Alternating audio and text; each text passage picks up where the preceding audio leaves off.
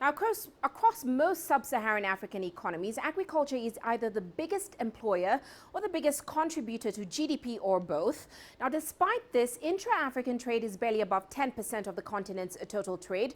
Worse still, trade deals like the African Growth and Opportunity Act can stop African states from moving up the value chain into producing and selling processed agricultural commodities.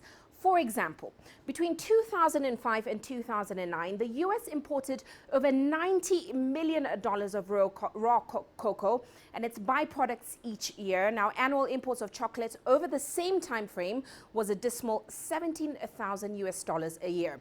Now, the reason behind this is U.S. tariffs, which of course treat chocolate the same as dairy and added sugar, since it contained one or both of those ingredients.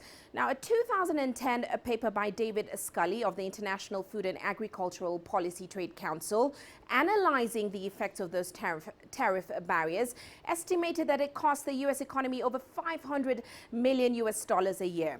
Now, if African states are to move up the value chain from agriculture into manufacturing, therefore, this is a problem that needs to be solved. Well, CCTV's Ramanyang spoke to IFAD's Sana Jata to figure out what needs to be done.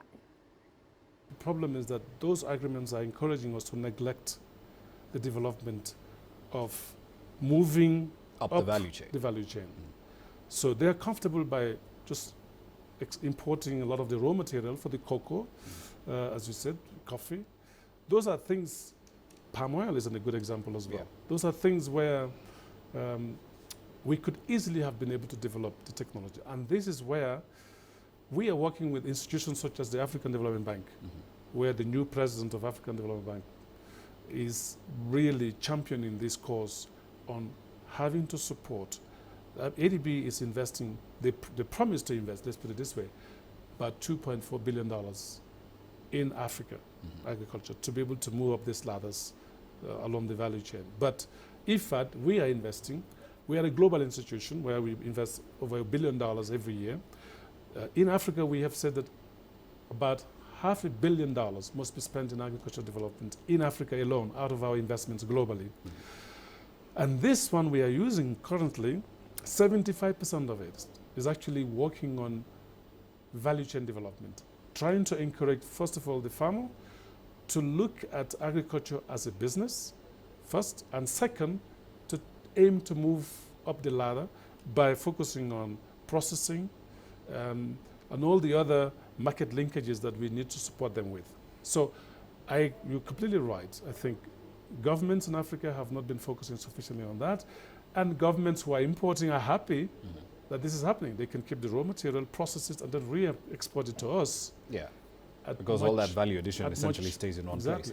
It's one thing for us to say, yes, we'd like our farmers in Nigeria, Kenya, Mozambique, wherever, to move up the value chain. But if they're going to be exporting this stuff to other markets in Asia, within Africa, different trade blocs, Europe, the United States, there surely has to be a lot of effort on changing the quality of trade deals that we do strike. Yes.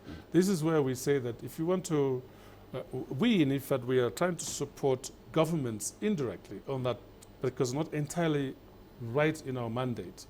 The International Fund for Agricultural Development was supposed to improve food security as well as nutrition security in African countries. That was the core mandate. However, we have realized very quickly that without increasing incomes and improving living conditions in the rural sector, we are not going to be able to achieve that core mandate in a sustainable manner.